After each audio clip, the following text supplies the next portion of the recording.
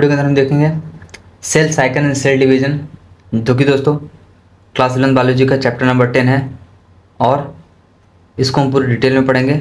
Latest syllabus यानी कि NMC 2026 NEET pattern के हिसाब से होगा और हर एक चीज़ कवर होगी लाइन बाय लाइन से। और दोस्तों बायोलॉजी की और भी लाइन बाय लाइन सीरीज चल रही है, उसकी वीडियो आपको इस चैनल पर मिल जाएगी। आप प्लेलिस्ट वाले सेक्शन में जाएंगे, वहाँ पर क्लास 11 एनसीईआरटी बायोलॉजी के नाम से प्लेलिस्ट बनी है, वहाँ पर आप देखेंगे सारी वीडियो आपको एक सीक्वेंस में मिल जाएंगी। ठीक है, और बाकी यहाँ पर आप जो है चैनल को सब्सक्राइब कर लीजिए, साथ ही लाइक कर दिए इस वीडियो को और शेयर कर दिए अपने दोस्तों के साथ। दोस्तों चलिए वीडियो करते हैं शुरू। तो यहाँ पर हम पढ़ेंगे दोस्तों cell cycle and cell division, यानी कि जो सेल होती है, तो हमने सेल यूनिट ऑफ लाइफ पढ़ लिया था। तो यहाँ पर हम पढ़ेंगे सेल साइकिल, उसके साइकिल के बारे में एंड उसके डिवीजन के बारे में, क्यों जो है सेल डिवीजन करता है। दोस्तों क्या आपको पता है कि सेल क्यों डिवीजन करता है? यहाँ पर नहीं दिया है एनसीईआरटी में चीज़, लेकिन मैं आपको बताता हूँ। दोस्तों अगर कोई पूछ रहे सेल वाई सेल डिवाइड, तो to restore its nucleus, to restore its nucleus, यानी कि अपने न्यूक्लियस को रिस्टोर करने के लिए सेल जो है वो डिवाइड करता है। ठीक है, और are you aware that all organism even the largest start their life from form single cell? क्या आपको पता है कि जो लाइफ की शुरुआत हुई थी वह सिंगल सेल से हुई थी? You may wondered how single cell then goes on to form such large organism. आपको जानकर ये आश्चर्यजनक होगा कि कि एक सिंगल सेल ने कैसे इतने बड़े लाइफ फॉर्म यानी कि लार्ज ऑर्गेनिज्म को जन्म दे दिया। So growth and reproduction are characteristic of cell. So क्या है, जो ग्रोथ होता है और रिप्रोडक्शन क्या है, वो कैरेक्टरिस्टिक है सेल का। Growth and reproduction are the characteristic of cells, indeed of all living organism, indeed of all living organism. All cell reproduce by dividing. जो सेल होता है वो कैसे रिप्रोड्यूस करता है? By dividing into two with each parental cell giving rise to the daughter of the cell each time. यानी कि जो पेरेंटल सेल होगा वो डॉटर सेल को जन्म देगा, मतलब डिवाइड करके नई नई डॉटर सेल्स बनाएगी, दो डॉटर सेल को हर मतलब ईच टाइम, हर समय दे डिवाइड होंगे वो। ठीक, these newly form daughter cell can themself grow and divide. और जो मतलब पेरेंटल सेल डॉटर सेल को फॉर्म करेंगे, वो डॉटर सेल दोस्तों क्या होगी, वो भी डिवाइड करेगी। Newly daughter form also divide and वो खुद ग्रो होगी और डिवाइड होगी, giving rise to new cell population, यानी कि एक नया जन्म देगी एक नए सेल को और धीरे धीरे ऐसे संख्या बढ़ाती जाएगी अपने सेल्स की। So that is formed by the growth. किससे होता है ये? ग्रोथ से होता है, formed by the growth and division of such parental cell and its progeny, division of such parental cell and its progeny, in the other words such as cycle of growth and division allow a single cell to form a structure consisting of million of cell। ठीक है, तो ये जो होता है, अगर दूसरे भाषा में हम बोले तो जो साइकिल होती है ग्रोथ की और डिवीजन की, ये अलाउ करती है सिंगल सेल को बहुत सारे स्ट्रक्चर को फॉर्म करने के लिए। ठीक है, मिलियंस ऑफ सेल बना देते हैं ये। तो ये था हल्का सा ओवरव्यू इसका। अब हम देखेंगे दोस्तों इसके बारे में कि सेल साइकिल जो होता है वो क्या है आपका सेल साइकिल। तो दोस्तों सेल साइकिल यानी कि cell division is a very important process in all living organism. की जो सेल डिवीजन है वो बहुत ही इंपॉर्टेंट प्रोसेस है हर एक लिविंग ऑर्गेनिज्म में। लिविंग की बात हो रही है यहाँ पर, चाहे वो यूनिसेलुलर हो चाहे multicellular. During the division of a cell, यानी कि सेल डिवीजन के दौरान DNA replication and cell growth also take place. क्या होता है? डीएनए रेप्लिकेशन, यानी कि डीएनए का रेप्लिकेट होना, अलग होना एंड सेल की ग्रोथ होना, वो भी मतलब होता है कब? डिवीजन में। ठीक, रेप्लिकेशन भी होता है, ग्रोथ भी होता है। किसका? Cell growth. All this process cell division, DNA replication and cell growth hence have to have in a coordinated way. ये एक कोऑर्डिनेटेड यानी कि एक लाइन सीक्वेंस मैनर में होता है, एक मैनर में होता है, सीक्वेंस में आप कह सकते हैं, कोऑर्डिनेटेड वे में। ठीक है, टू इंश्योर करेक्ट डिवीजन। सो यह सुनिश्चित हो सके कि यह सही डिवीजन हो रहा है कि नहीं हो रहा है, कि गलत हो रहा है। तो इसके लिए क्या होता है कि एक कोऑर्डिनेटेड वे में होता है, एक सीक्वेंस में होता है, ठीक है। एंड सो इधर हम बात करें तो क्या होगा, formation of progeny cell contain intact genome. जो प्रोजनी यानी कि जो नई ऑफस्प्रिंग फॉर्म होगी वो क्या करेगी, कंटेन यानी कि उसके अंदर होगा इंटैक्ट जीनोम। जीनोम दोस्तों, ठीक है। और सेल ग्रोथ दोस्तों क्या होता है कि प्रोटोप्लाज्मिक होगा, ठीक है। And so the sequence of event by which a cell duplicate its genome synthesis is the constituent of the cell eventually divided into is termed as cell cycle। क्या होता है कि सीक्वेंस ऑफ यानी कि sequence जो बोला मैंने, sequence of event का by which a cell duplicate, जहाँ से सेल डुप्लीकेट होती है इस जीनोम यानी कि उसके जेनेटिक जीनोमिक मटेरियल जो होता है सिंथेसाइज करती है दूसरे सेल को एंड डिवाइड करती है डॉटर सेल में, उसी को हम क्या बोलते हैं, सेल साइकिल बोलते हैं, ठीक है।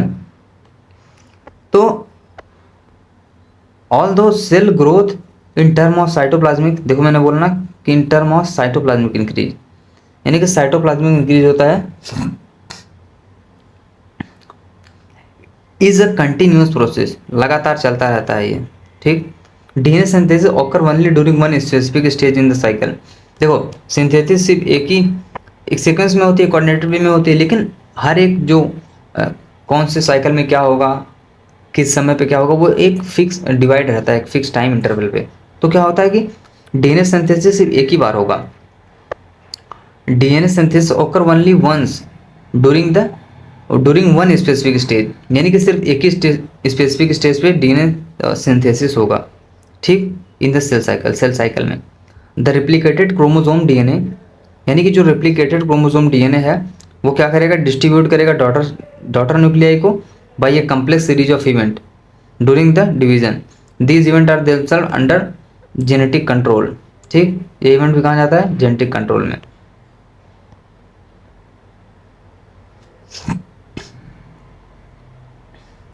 और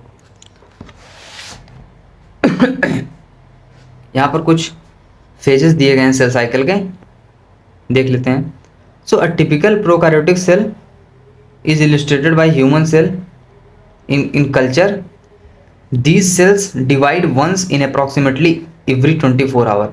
ये सेल जो होते हैं वो दोस्तों ह्यूमन सेल जो होता है, मतलब कि सॉरी हाँ यूकैरियोटिक यानी कि मल्टीसेलुलर ऑर्गेनिज्म जो होते हैं, जैसे हम सब ह्यूमंस मल्टीसेलुलर ऑर्गेनिज्म हैं। तो क्या करता है कि 24 घंटे में एक बार डिवाइड होता है, ये डिवाइड वंस इन 24 घंटे में एक बार डिवाइड होता है। और फिगर में जैसे आपको दिखाया गया है कि यहाँ पर ये एम फेज है और इसके जो है 4 पॉइंट है, प्रोफेज, मेटाफेज और एनाफेज, टेलोफेज। और दोस्तों यहाँ पर G1 S phase, G2 phase, अभी इनके बारे में पढ़ेंगे डिटेल में, इनके क्या क्या नाम है, कैसे फंक्शन करते हैं, क्या होते हैं। और G0 दोस्तों क्वॉशेंट स्टेज उसको हम बोलते हैं, ठीक। How this duration of cell cycle can vary from organism to organism. यह दोस्तों जीव जंतु जो होते हैं उनमें वेरी कर सकता है, अलग अलग हिसाब से अलग अलग ड्यूरेशन, टाइम ड्यूरेशन हो सकती है। जैसे अगर मैं बात करूँ दोस्तों ईस्ट में जो होता है, yeast for example 90 minutes through the cell cycle only about 90 minute, जैसे सिर्फ 90 मिनट की होती है सेल साइकिल, यानी कि 90 मिनट में वो डिवाइड कर देगा। और ह्यूमन सेल को डिवाइड करने के लिए क्या चाहिए, 24 घंटे चाहिए एक बार डिवाइड करने के लिए। और 2 बेसिक फेज में डिवाइड होता है, पहला आपका इंटरफेज है, दूसरा आपका एम फेज है। और दोस्तों इंटरफेज के अंदर हमारे जो होते हैं ये सारे आ जाएंगे आपके G1 phase, S phase, G2 phase, ये सारे आपके क्या हैं, अगर मैं बोलूं तो ये सारे हैं आपके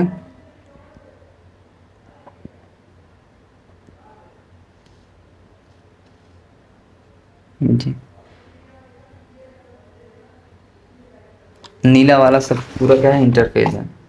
इंटरफेज में आपके G1 एस और G2 आ जाते हैं। और एम फेज दोस्तों क्या करता है, the M phase represent when the actual cell division और माइटोसिस होकर, जहाँ पर दोस्तों सच में जो है सेल डिवीजन होता है और माइटोसिस होती है दोस्तों। मियोसिस और माइटोसिस दो प्रकार के प्रोसेस होते हैं जो मैं आपको बताऊंगा अभी। और जो आपका क्या बोलते हैं उसको, माइटोसिस होता है वह आपका इक्वेशनल डिवीजन होता है, और आपका मियोसिस जो होता है रिडक्शनल डिवीजन होता है। इसके बारे में भी हम आगे पढ़ेंगे, ठीक है।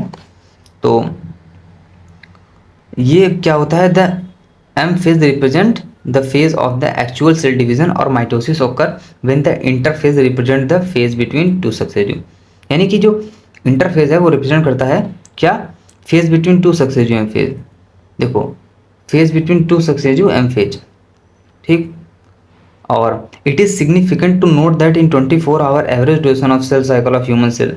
यानी कि यहाँ पर देखने वाली बात यह है कि क्या होता है कि 24 घंटे में दोस्तों जो एवरेज ड्यूरेशन होता है सेल साइकिल का ह्यूमन में, ईस्ट में तो 90 मिनट का ही हो जाता है, और ह्यूमन में हम बात कर रहे हैं यहाँ पर, तो क्या होगा कि जो सेल डिवीज़न होगा वो proper last for only about एक घंटे में।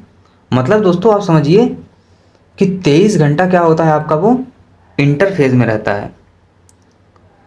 23 आवर जो होता है आपका क्या होता है,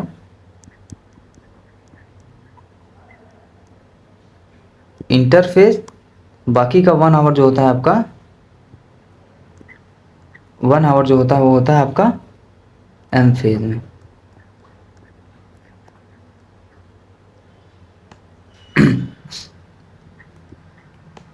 ठीक है।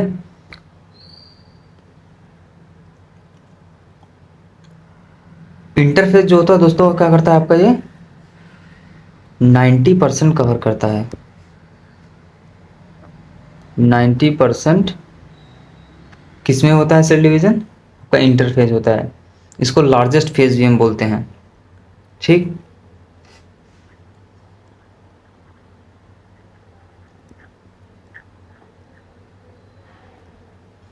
लार्जेस्ट फेज भी इसको हम बोलते हैं। More than 95, sorry guys, 95%। सो ये हुआ यहाँ पर, ठीक है। और अब बात कर, M phase start with the nuclear division corresponding to the separation of daughter chromosome. यानी कि जब डाटर क्रोमोसोम का सेपरेशन होगा, जिसको हम दोस्तों कार्योकाइनेसिस बोल देंगे, इसको हम बोल देते हैं दोस्तों कार्योकाइनेसिस। और and usually end with division of cytoplasm यानी कि साइटोकाइनेसिस। दो प्रकार के दोस्तों यहाँ पर डिवीजन है, कार्योकाइनेसिस और साइटोकाइनेसिस। और विद डिवीजन ऑफ साइटोकाइनेसिस, देखो शुरुआत कैसे होगी, कार्योकाइनेसिस से, एंड इंड होगी कैसे, साइटोकाइनेसिस से। एंड जो इंटरफेज होता है, जो मतलब उसको हम क्या बोलते हैं, उसको हम रेस्टिंग फेज भी बोलते हैं। So the interphase is called resting phase. Interphase को रेस्टिंग फेज बोला जाता है। It is the time during which the cell is preparing for division. यह वो टाइम होता है जहाँ पर सेल अपने आप को प्रिपेयर करता है डिवीजन के लिए, by undergoing both cell growth and DNA replication. By undergoing both the cell growth, यानी कि सेल ग्रोथ में भी जाएगा और डीएनए रेप्लिकेशन में भी जाएगा, एक ऑर्डर मैनर में। एंड इंटरफेज 3 फेज में डिवाइड होता है, जैसे मैंने आपको यहाँ पर दिखा दिया था। ये इंटरफेज का पूरा पार्ट है, और यहाँ पर आपका है G1, S और G2। तो जीवन को दोस्तों हम क्या बोलते हैं, गैप ऑन फेज बोलते हैं। जीवन को हम क्या बोलते हैं, गैप ऑन फेज बोलते हैं। और इसका दूसरा नाम मैं बता दूं, प्री साइंथेटिक फेज।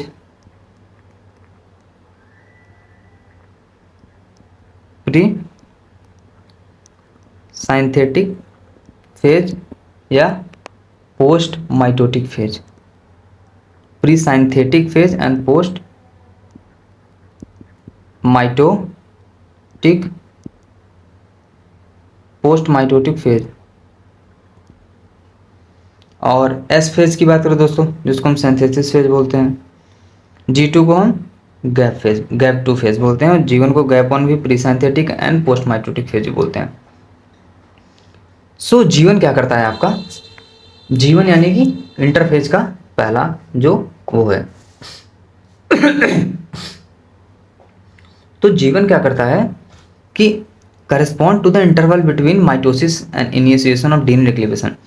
ये करेस्पॉन्ड करेगा जो इंटरवल होगा माइटोसिस और इनिशिएशन ऑफ डीएनए रेप्लिकेशन के बीच का समय है, वो क्या है आपका जीवन फेज है। During G one phase the cell is metabolically active. देखो G one phase the cell is metabolically active, metabolically active होता है, यानी कि मेटाबॉलिज्म मैंने आपको बताया था। क्या होता है मेटाबॉलिज्म दोस्तों? Sum total reaction happening in side body, मतलब कुछ हो, मतलब हरकत चल रही है समझ लो एक प्रकार से। Continuously grow but does not replicate. देखो मेटाबॉलिकली एक्टिव होगा जीवन फेज में, लेकिन क्या करेगा कि वो जो है continuously grow but does not replicate, यानी कि रेप्लिकेट नहीं होगा, डिवाइड नहीं होगा। ग्रो तो करेगा, बढ़ेगा, लेकिन डिवाइड नहीं करेगा अपने आप को। ठीक, अब हो गया आपका दोस्तों जीवन फेज, बहुत शॉर्ट में था। जीवन फेज दोस्तों क्या होता है कि अब इसको तो हमने देखो दोस्तों ग्रीन से देख लिया, अब पर्पल से देखते हैं एस फेज को। एस पे आ जाते हैं। एस और सिंथेटिक फेज जिसको हम बोलते हैं, सिंथेसिस, सिंथेटिक नहीं, सिंथेटिक मतलब तो होगा आर्टिफिशियल, सिंथेसिस फेज। नाम से पता चल रहा है इसमें क्या होगा, सिंथेसिस होगा। कितना मतलब नाम से पता चल रहा है ना, डीएनए सिंथेसिस और एप्लीकेशन टेक प्लेस करेगा यहाँ पर। सिंपल सा सिंथेसिस फेज में क्या होगा, डीएनए आपका सिंथेसिस होगा और रेप्लिकेशन भी होगा। लेकिन जीवन में जो है दोस्तों मेटाबॉलिकली एक्टिव रहेगा, लेकिन मेटाबॉलिकली एक्टिव होने के साथ क्या होगा, कंटिन्यूसली ग्रो करेगा लेकिन रेप्लिकेट नहीं करेगा। और एस फेज में आपका दोस्तों डीएनए सिंथेसिस भी होगा और रेप्लिकेट भी होगा। ठीक, और यहाँ पर इस समय क्या होगा, जो अमाउंट होगा डीएनए का वो पर सेल डबल हो जाएगा, यानी कि अमाउंट ऑफ डीएनए पर सेल, जो हर एक सेल पे डीएनए का अमाउंट होता है वो डबल हो जाएगा। कैसे? अगर देखो, अगर इनिशियल 2 है, 2C है, सी यहाँ पर क्या है दोस्तों, ये आपका amount of the DNA present in cell है। ठीक, और देखो अगर 2 सेल दिया है तो क्या हो जाएगा, ये 4 सेल हो जाएगा, यानी कि डबल हो जाएगा। अगर 4 रहेगा इनिशियली तो वो 8 हो जाएगा। ठीक है, मतलब पर सेल डबल होता जाएगा। However if there is no increase in the chromosome number, अगर क्रोमोसोम नंबर में कोई इंक्रीज नहीं होगा तब क्या होगा, if the cell had diploid और 2 नंबर ऑफ क्रोमोसोम, अगर सेल डिप्लॉयड है और 2 नंबर क्रोमोसोम है एट जीवन पे, even after S phase the number of chromosome remain the same, तो क्या होगा, क्रोमोसोम का नंबर सेम रहेगा, यानी कि 2n था तो क्या होगा 2n ही रहेगा। ठीक, इवन आफ्टर एस फेज, यानी कि एस फेज होने के बाद भी, क्योंकि हमने देखा एस फेज में क्या होता था कि मतलब डबल हो जाता था, यानी कि 2 था तो 4 हो जाएगा। लेकिन यहाँ पर क्या होगा कि अगर सेल हैप्लॉइड है यानी कि 2n है, हैप्लॉइड, हैप्लॉइड माने कि n होता है, सॉरी हाँ हैप्लॉइड माने कि n होता है, डिप्लॉइड माने कि 2n होता है। तो अगर डिप्लॉइड है, diploid of chromosome, second number of chromosome यानी कि डिप्लॉइड क्रोमोसोम है जीवन में, तो क्या होगा, एस फेज के बाद भी वो 2n ही रहेगा, 4n नहीं हो जाएगा वो। In animal cell in animal cell during the S phase, animal cell में एस फेज के दौरान DNA replication begin, DNA replication शुरू हो जाएगा इन द न्यूक्लियस, न्यूक्लियस में एट द सेंट्रियोल डुप्लीकेट्स। दोस्तों कहाँ पर, जहाँ पर सेंट्रियोल डुप्लीकेट होगा इन द साइटोप्लाज्म, साइटोप्लाज्म में। इसको हाईलाइट कर देता हूँ कि in animal cell during the S phase, देखो एस फेज के दौरान क्या होगा दोस्तों, आपका क्या होगा, डीएनए रेप्लिकेशन शुरू हो जाएगा। डीएनए रेप्लिकेशन तो इसमें होता ही है, न्यूक्लियस से शुरू हो जाएगा, न्यूक्लियस में, and the centriole duplicate in the cytoplasm, और सेंट्रियोल जो है वो आपका साइटोप्लाज्म में डुप्लीकेट होना शुरू हो जाएगा। तो हमने देख लिया जीवन फेज, एस फेज। अब G2 फेज की बात करते हैं। G2 फेज को हम कलर करते हैं स्काई ब्लू। अब ड्यूरिंग G2 ये आपका क्या था, हमने देखा आपका नहीं मतलब ये सेल का जीवन फेज, एस और सिंथेटिक फेज, अब G2 फेज। ठीक, तो ये चीज़ें देख ली हमने। अब G2 फेज की बात करते हैं। तो G2 फेज क्या होगा, इसमें प्रोटीन का सिंथेसिस होगा, protein are synthesis in preparation of mitosis while cell growth continue, cell growth होती रहेगी और प्रोटीन का सिंथेसिस होता रहेगा प्रिपरेशन में, माइटोसिस में। ठीक, तो ये सारी चीज़ें थी। और यहाँ पर क्वेश्चन भी दिया गया जैसे how do plant and animal continue to grow all their lives, do all cell in plant divide, ये चीज़ें आप कमेंट कर सकते हैं और ये दी गई है, ठीक है। Can you tell the name of the location of tissue having cell that divide all their life part in higher plant, बताओ कमेंट करके बताइएगा, ठीक है। और do animal have similar meristematic tissue, तो ये कमेंट करना है।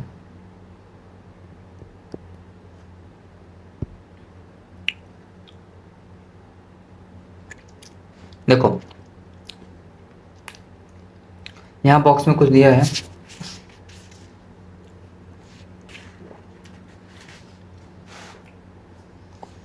You have studies mitosis in onion root tip cell, आपने माइटोसिस पढ़ा होगा ओनियन रूट टिप सेल में।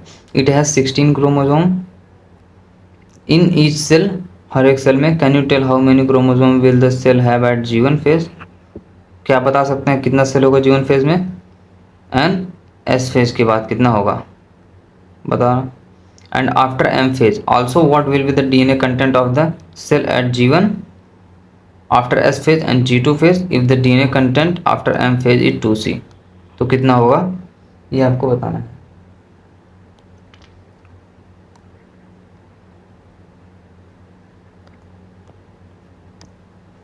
कमेंट करके बताइएगा। अब देखते हैं दोस्तों कि कुछ सेल होते हैं जैसे एडल्ट एनिमल में जो कि मतलब अपीयर नहीं करते हैं, डिवीजन ही नहीं करते हैं, जैसे कि आपका हो गया heart cell. Heart cell do not divide, भाई डिवाइड ही नहीं करता है ये, does not appear to exhibit division, division ही नहीं करता है ये।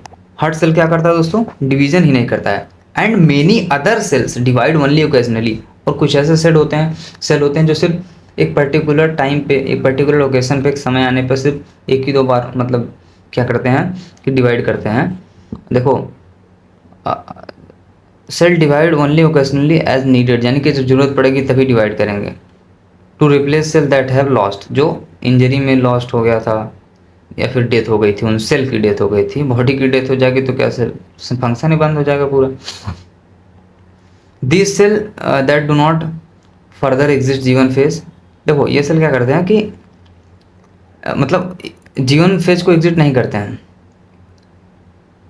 This cell that do not divide further, जो डिवाइड नहीं करते हैं वो क्या करते हैं, एग्जिट कर जाते हैं G1, सॉरी गाइस यहाँ पर क्या था कि this cell that do not divide, जो सेल डिवाइड नहीं करते हैं वो G1 फेज को एग्जिट कर जाते हैं और इंटर कर जाते हैं G0 फेज में, जिसको हम क्वासेंट स्टेज बोलते हैं, जो कि आपका दोस्तों वहाँ पर आपको देखने को मिलेगा, कहाँ पर G1 फेज के ऊपर देखने को मिलता है, जिसको हम G0 फेज बोलते हैं, ठीक है। और स्केलेटल मसल सेल आपकी डिवाइड नहीं होती हैं, ये चीज़ें भी यहीं बताई गई हैं। जो स्केलेटल मसल सेल होती हैं वो नहीं डिवाइड करती हैं आपकी, ठीक है। और इस skeletal muscle cell do not divide and neuron भी नहीं डिवाइड करते हैं, ठीक है। और so cell in this stage remain metabolically active, तो इस स्टेज में क्या होगा, मेटाबॉलिज्म होगा उसमें, मगर वो क्या करेगा, डिवाइड नहीं कर पाएगा। G0 में क्या होता है, cell in the G0 change, so of the cell in this stage, इस स्टेज में क्या होगा, remain metabolically active but no longer proliferate unless called on to do depending on the requirement of the organism, यानी कि metabolically active तो रहेगा but ज़्यादा देर तक ये प्रोलिफरेट नहीं कर पाएगा, जब तक इसको बोला ना जाए या फिर डिपेंड ना करे कि ऑर्गेनिज्म कैसा है, रिक्वायरमेंट कैसी है, किस प्रकार की रिक्वायरमेंट है, कैसे होगा, तब तक ये नहीं कुछ करेगा। और दोस्तों एनिमल में क्या होता है, mitotic cell division is only seen in the diploid somatic cells, और एनिमल में क्या होता है कि mitotic cell division is only seen in the diploid somatic cell. In animal mitotic cell division कहाँ से शो होता है, डिप्लॉइड सोमैटिक सेल, दोस्तों सोमैटिक सेल में डिप्लॉयड सोमैटिक सेल यानी कि 2n, और माइटोटिक यानी कि इक्वेशनल डिवीजन है। और however there are few exception, और कुछ यहाँ पर एक्सेप्शन है। कैसे एक्सेप्शन है मैं आपको बता दूं। Few exception to this where haploid cell divide, जहाँ पर हैप्लॉइड सेल डिवाइड होता है मगर क्या नहीं होता है कि where haploid cell divide by mitosis, जहाँ पर हैप्लॉइड सेल माइटोसिस डिवाइड होता है, जो कि आपका क्या है, ये रिडक्शनल डिवीजन है। For example male honey bee, male honey bee दोस्तों, male honey bee again this the plant so mitotic division in both haploid and diploid cell. From your recollection of example alternation of generation plants chapter 3, chapter 3 जो plant kingdom था उसमें आपने देखा होगा इस चीज़ के बारे में। और आइडेंटिफाई करना है आपको प्लांट स्पेसीज वो कौन थी, ठीक है, जो कि माइटोसिस करती थी हैप्लॉइड सेल में। तो हमने देखा, क्या देखा कि हमने इंटरफेज में देखा G1 phase, S phase, G2 phase और G0 फेज। अब हम M फेज में जाएंगे। तो M फेज में क्या है दोस्तों कि आपके 4 स्टेजेस हैं, 4 स्टेजेस। और उससे पहले ऊपर वाला चीज़ पढ़ लेते हैं। सो मोस्ट ड्रामेटिक फेज है ये of the cell cycle. Cell cycle का सबसे ज़्यादा ड्रामेटिक फेज ये है क्योंकि ये इन्वॉल्व करता है major reorganization of virtually all component of the cell, यानी कि रीऑर्गेनाइजेशन होता है यहाँ पर virtually all component of the cell, सभी कंपोनेंट ऑफ द सेल का। And since the number of chromosome in the parent and progeny cells is the same, तभी क्या होता है कि जो नंबर ऑफ प्रोजेनी होती है वो पेरेंट सेल में सेम होती है। It is also called equational division, इसको इक्वेशनल डिवीजन भी बोलते हैं एम फेज को। एम फेज को हम दोस्तों इक्वेशनल डिवीजन के नाम से भी जानते हैं, ठीक है। और ठीक है, तो of for convenience mitosis has been divided into 4 stages. Karyokinesis, देखो कार्योकाइनेसिस होगा यहाँ पर, वहाँ कार्योकाइनेसिस क्या होता है दोस्तों, कार्योकाइनेसिस मैंने आपको बताया था जैसे कि साइटोकाइनेसिस होती है और कार्योकाइनेसिस होती है। साइटोकाइनेसिस आपकी होती है कि डिवीजन ऑफ साइटोप्लाज्म, कार्योकाइनेसिस होती है दोस्तों क्रोमोसोम का separation, separation of daughter chromosome, ठीक। Separation of daughter chromosome is karyokinesis and cytokinesis cytoplasm का division. So it is very essential to understand that the cell division is a progressive and very clear cut line cannot run between various stages. Karyokinesis involve following stages. तो karyokinesis में आपके 4 stages होते हैं दोस्तों, जिसमें आपका दोस्तों क्या आ जाएगा, प्रोफेज, मेटाफेज, एनाफेज, टेलोफेज, जिसको हम पीमैट से याद कर सकते हैं, पीमैट, ठीक। पहले देखेंगे हम प्रोफेज के बारे में। Prophase which is the first stage of karyokinesis, क्या है ये, first stage of karyokinesis of mitosis.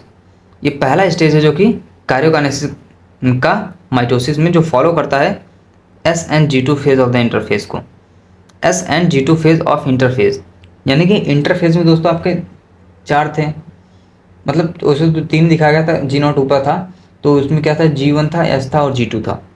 तो यहाँ पर क्या होगा कि SN-G2 phase of the interphase जो है वो क्या करेगा, इसको मतलब ये प्रोफेज इन्वॉल्व करेगा S और G2 फेज को। In the SN-G2 phase the new DNA molecule found are not distinct, यानी कि जो मॉलिक्यूल DNA S और G2 फेज में फॉर्म होते हैं, जो नया DNA बनता है वो अलग नहीं होता है, but intertwined prophase is marked, but मतलब मिलता जुलता रहता है prophase by the initiation of condensation of chromosome material, यानी क्रोमोसोम मटेरियल का जो कंडेंसेशन होता है उसके हिसाब से। The chromosome material become untangled during the process of chromatin condensation. अब क्या होगा कि chromosomal material become untangled during the process of chromatin condensation. Chromatin condensation के दौरान क्या होगा कि जो क्रोमोसोम का मटेरियल होगा वो अनटेंजल्ड हो जाएगा, ठीक है।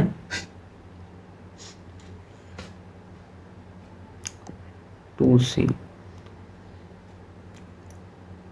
The centrosome which had undergo duplication, centrosome which had undergo duplication during S phase of interphase, यानी कि इंटरफेज के एस फेज में जो जाएगा, बिगिन करेगा opposite pole of the, now begin to move toward opposite pole of the cell, pole के opposite, cell का जो अपोजिट पोल होगा उधर जाएगा। End completion of prophase can thus be mark by the following characteristic event, कुछ event दिए गए हैं। पहला इवेंट यहाँ पर यह है कि क्रोमोसोम मटेरियल जो होगा वो क्या होगा, कंडेंस करेगा फॉर्म करने के लिए compact mitotic chromosome are seen to be composed of chromatids attach together at the centromere, chromatid attach together at the centromere पे जो अटैच होगा। सेंट्रोमियर क्या होता है दोस्तों, आपने वहाँ देखा था सेल यूनिट ऑफ लाइफ में क्रोमोसोम था, सेंट्रोमियर था, काइनेटोकोर था, जो मेटासेंट्रिक, सब मेटासेंट्रिक, टीलोसेंट्रिक, एक्रोसेंट्रिक क्रोमोसोम के पार्ट थे। तो सेंट्रोमियर दोस्तों जो अटैच रहेगा क्रोमैटिड से। और दूसरा पॉइंट क्या है, centrosome which had undergone duplication of during interphase begin to move toward opposite of the, देखो क्या होता है कि अभी इसका मैं डायग्राम आपको दिखाऊंगा, और डायग्राम दिखाने के बाद चीज़ें जो हैं वो और ज़्यादा क्लियर हो जाएंगी, ठीक है भाई। और यही जो है ठीक, तो क्या होगा, क्रोमोसोम विच हैड, जो क्रोमोसोम जाएगा डुप्लीकेशन में, कहाँ पर, इंटरफेज में, ड्यूरिंग इंटरफेज, वो क्या होगा दोस्तों, मूव शुरू करने दे, मूव करना शुरू कर देगा अपोजिट पोल की तरफ, सेल का जो अपोजिट पोल की तरफ दोस्तों मूव करना शुरू कर देगा, move toward opposite pole of the cell. और जो हर एक सेंट्रोमियर जो होंगे वो रेडिएट करेंगे, यानी कि निकालेंगे, क्या निकालेंगे, माइक्रोट्यूब्यूल को निकालेंगे, रेडिएट आउट, बाहर निकालेंगे माइक्रोट्यूब्यूल, जिसको हम क्या बोलते हैं, एस्टर, ठीक है, जिसको हम एस्टर बोलते हैं। दीज टू एस्टर, दो एस्टर जो होंगे वो टुगेदर स्पिंडल फाइबर की मदद से माइटोटिक अपार्टस बनाएंगे, क्या बनाएंगे, two aster together form mitotic apparatus, यानी कि एक माइटोटिक अपार्टस बना देंगे। कैसे बनाएंगे दोस्तों, डायग्राम दिखाता हूँ मैं आपको। देखो, cell at the end of prophase when viewed under the microscope do not show Golgi complex. देखो, cell at the end of prophase, यानी कि प्रोफेज के एंड में, cell at the end of prophase, जब प्रोफेज के end में cell को देखा गया तो क्या पता चला कि जो है कि यह गोल्गी कॉम्प्लेक्स को, एंडोप्लाज्मिक रेटिकुलम को, न्यूक्लियोलस को, न्यूक्लियर इन्वेलप को शो नहीं करता है। ऐसा क्यों होता है दोस्तों, यहाँ पर देखिए डायग्राम दिया गया है अर्ली प्रोफेज का, जिसमें आपको क्या है दोस्तों, क्रोमोसोमल मटेरियल जो है एकदम कंडेंस्ड है, ये देखिए क्रोमोसोम मटेरियल एकदम कंडेंस्ड है, इसमें अर्ली प्रोफेज है, ठीक।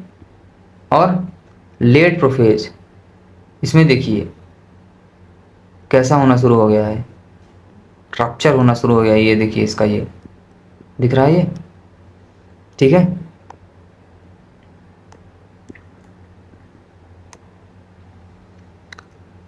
और फिर ट्रांजिशन टू मेटाफेज, ये क्या है आपका,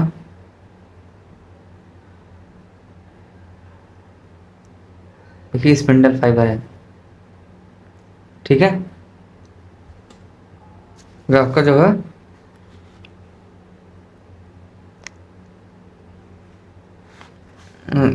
एस्टर फाइबर है जो रेडिएट हुआ है, एस्टर फाइबर यह है आपका, ठीक, जो रेडिएट हुआ है, ठीक है भाई।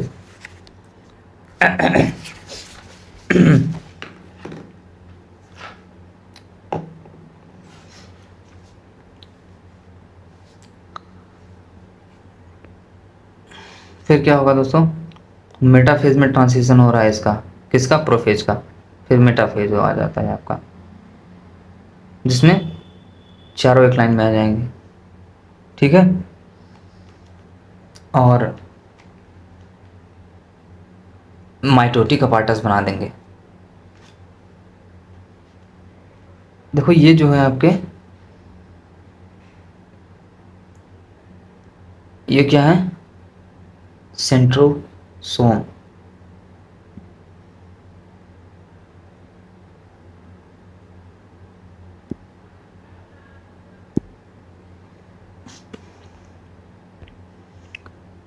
प्रोफेज हो गया, सेकंड था मेटाफेज। तो मेटाफेज क्या होता है दोस्तों,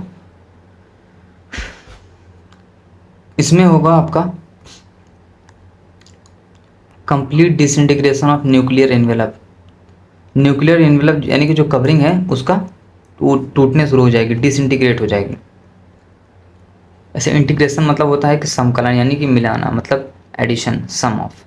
डिसइंटीग्रेशन यानी कि उसका टूट जाना, विभाजन हो जाना। And the start of the second phase of mitotic, जब सेकेंड फेज माइटोसिस का शुरू होगा तब ये क्या करेगी, डिसइंटीग्रेशन शुरू हो जाएगी न्यूक्लियर एनवेलप का मेटाफेज के अंदर। सो क्या होगा फिर, जो क्रोमोसोम सेपरेट हुए रहेंगे वो साइटोप्लाज्म से सेपरेट होंगे, जो कि स्टेज रहेगा उनका condensation of chromosome is completed. Chromosome are separated through cytoplasm of the cell, यानी कि साइटोप्लाज्म जो आपका, साइटोप्लाज्म में दोस्तों क्या होता है कि आपका एक जो स्टेज यहाँ पर होगी उसमें कंडेंसेशन होगा आपका क्रोमोसोम का completely. Condensation of chromosome is completed and they can be observe clearly, और ये माइक्रोस्कोप में हम इसको देख सकते हैं आसानी से। And then it is the stage at which morphology of chromosome most easily study. ये मोस्ट इंपॉर्टेंट पॉइंट है कि then stage at which morphology of chromosome is most easily study. यहाँ पर हम दोस्तों मॉर्फोलॉजी यानी कि उसकी बाहरी बनावट को आसानी से देख सकते हैं, स्टडी कर सकते हैं। और at this stage metaphase chromosome is made up of two sister chromatid, दो सिस्टर क्रोमेटिड का बना होता है, which are held together by the centromere, जो कि सेंट्रोमियर से जुड़ा हुआ होता है। Small disc shape structure at the surface called centromere are called kinetochore, जिसको हम क्या बोलते हैं दोस्तों, काइनेटोकोर। ठीक है, काइनेटोकोर से जुड़ा हुआ होता है। और हाईलाइट करना बनता है, which are held together by centromere and small disc shaped structure at the surface of the centromere are called kinetochore. Disc shape, अरे यार,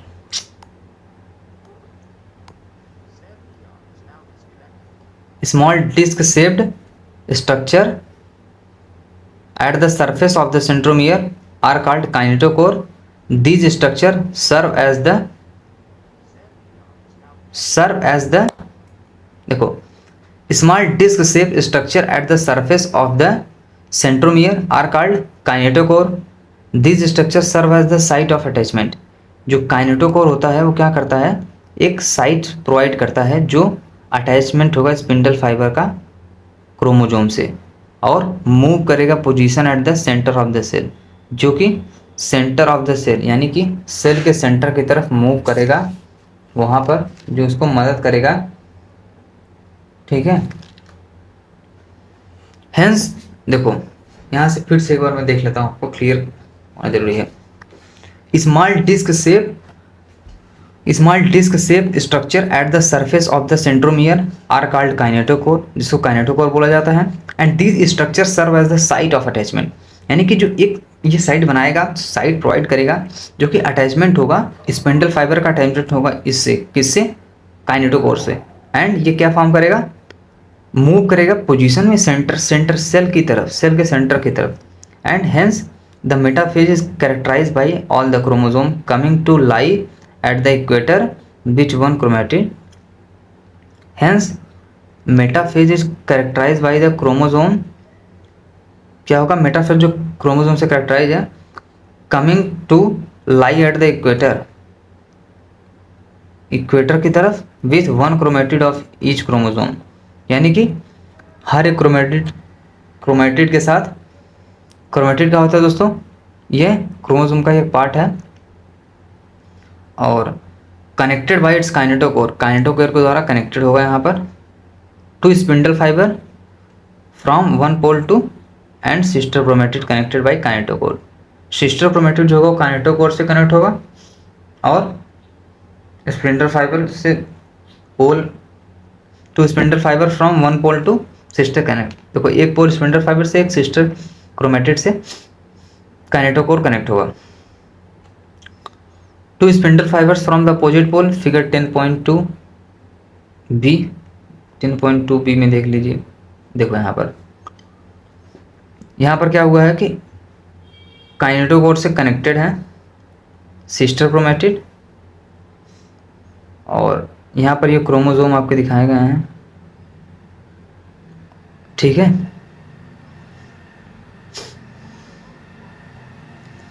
and two spindle fiber from the opposite pole, spindle fiber जो कि opposite pole से, the plane of alignment of the chromosome at metaphase is referred as the metaphasic plate, यानी कि जहाँ पर इनका अलाइनमेंट होगा क्रोमोसोम का मेटाफेज पर, वो क्या होगा, metaphase plate. And the key feature of metaphase are spindle fiber attach to kinetochore of chromosome, यानी कि स्पिंडल फाइबर जो होंगे वो क्रोमोसोम से अटैच होंगे,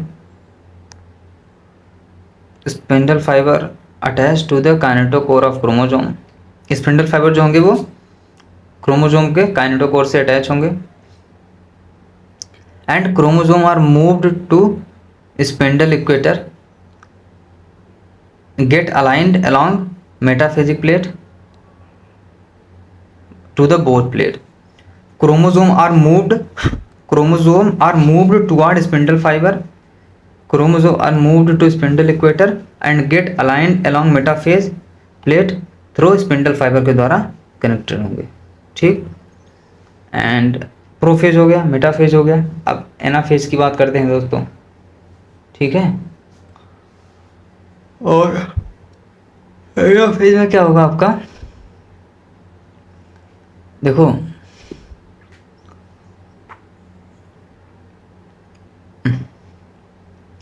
मेटाफेज में नंबर ऑफ क्रोमोसोम 4 है तो क्रोमेटिड क्या होगा, 8 हो जाएगा। इसमें अगर आपको मैं बता दूं कि अगर नंबर ऑफ क्रोमेटिड जो है बचा है, भाई साहब बचा है, कलेश नहीं हुआ, ओ गॉड, अब होगा, नहीं चल रहा है, लैग हो रहा है, छोड़ो। एनाफेज की बात करते हैं। So at onset of anaphase each chromosome are arrange at metaphase, दोस्तों हर एक क्रोमोसोम क्या होंगे, अरेंज हो जाएंगे मेटाफेज पे, जो कि स्प्लिट करेगा एक साथ, split simultaneously, and two daughter chromatid split simultaneously and two daughter chromatids we now refer to as daughter, जिसको हम डॉटर बोलेंगे। Chromosome of the future daughter nuclei begin at their migration toward few opposite pole, तो जो chromosome होगा future daughter का, देखो पहले तो क्या हुआ, स्प्लिट हुआ साइमल्टेनियसली, फिर डॉटर न्यूक्लियाई बनी, मतलब तो दो डॉटर क्रोमेटिड बने, ठीक, सिस्टर क्रोमेटिड भी बोल सकते हैं उसको हम। So now refer to as a daughter, chromosome of future daughter nuclei begin their migration, वो माइग्रेशन शुरू कर देगा, आने वाला जो डॉटर का न्यूक्लियाई होगा वो क्या करेगा, किधर जाएगा, few toward the two opposite pole, दोनों एक दूसरे के अपोजिट पोल पे जाना शुरू हो जाएंगे। As each chromosome move away from the equatorial plate, तो इक्वेटोरियल प्लेट से वो क्या होंगे, दूर भाग जाएंगे, इक्वेटोरियल प्लेट से वो दूर चले जाएंगे, ठीक है। और इसका डायग्राम भी मैं आपको दिखाता हूँ। So as each chromosome move away from the, as each chromosome जो होगा वो कहाँ होगा, वो मूव कर जाएगा आपका इक्वेटोरियल प्लेट पे, the centromere of the each centrosome, as each chromosome move away from the equatorial plate, ठीक है। एंड जो सेंट्रोमियर होगा हर एक क्रोमोसोम का, वो किधर चला जाएगा, directed toward the pole and hence the leading edge होगा with the arms of the chromosome trailing behind this. Figure 10.2c देखता हूँ अभी। दस एनाफेज स्टेज कैरेक्टराइज बाई,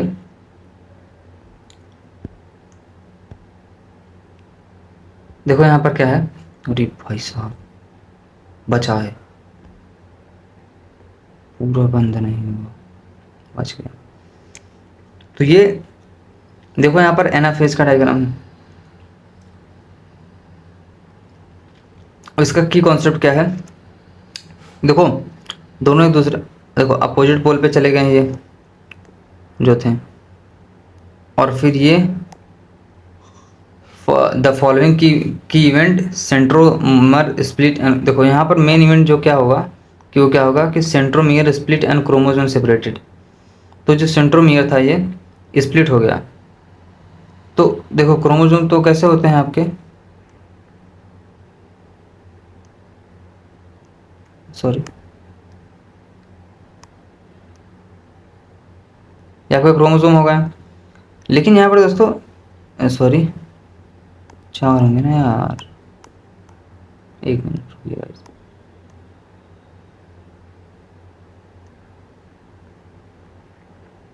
यहाँ पे क्रोमोसोम होगा गाइस, लेकिन देखो यहाँ पर क्या होगा, स्प्लिट हो गए, क्रोमेटिड सेपरेट हो गए, तो ये क्या होगा, ऐसे बन गए, देखिए यहाँ पर,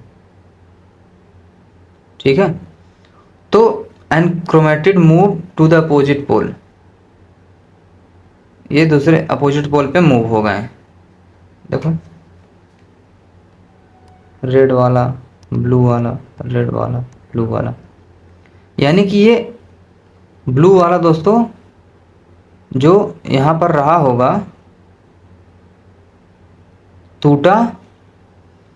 टूटने के बाद क्या हुआ कि ये वाला पार्ट इधर चला गया और ये वाला पार्ट इधर चला आया। अपोजिट पोल पे चलेंगे दोनों टूटने के बाद। तो हमारा हुआ प्रोफेज, मेटाफेज, एनाफेज, टीलोफेज।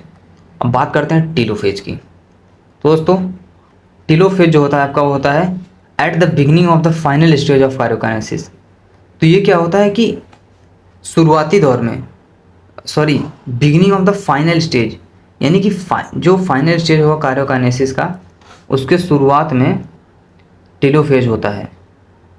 देखो गजब भाई, फाइनल स्टेज है किसका, कार्योकाइनेसिस का, लेकिन शुरुआत हो रही है यहाँ टीलोफेज की। फाइनल स्टेज का किसका, कार्योकाइनेसिस का, लेकिन शुरुआत हो रही है यहाँ किसकी, टीलोफेज की, ठीक, टीलोफेज की, ठीक। And the chromosome that have reached their respective pole decondense and lose their individuality. The chromosome that have reached their respective poles, जो क्रोमोसोम अपने रिस्पेक्टिव मतलब अलग अलग अपोजिट पोल पे पहुंच चुके हैं, वो क्या करेंगे, डीकंडेंस हो जाएंगे, अपनी इंडिविजुअलिटी को लूज कर देंगे।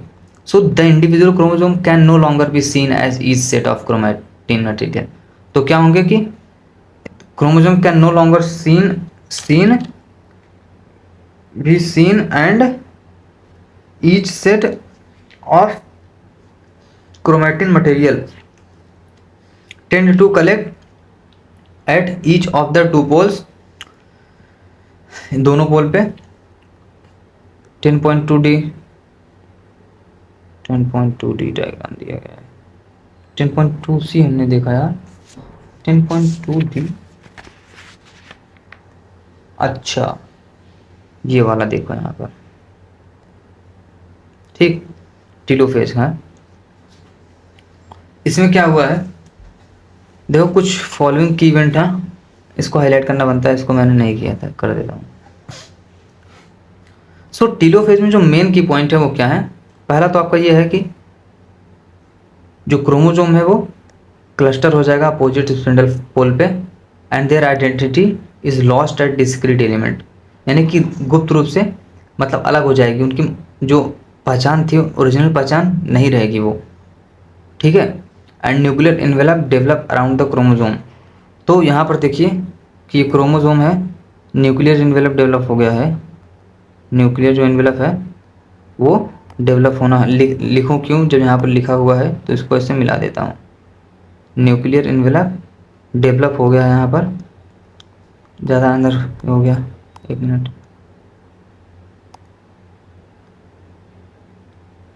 तो न्यूक्लियर इन्वेलप डेवलप हो गया है अराउंड द क्रोमोसोम, क्रोमोसोम के around, around the chromosome, cluster at each pole forming two daughter nuclei.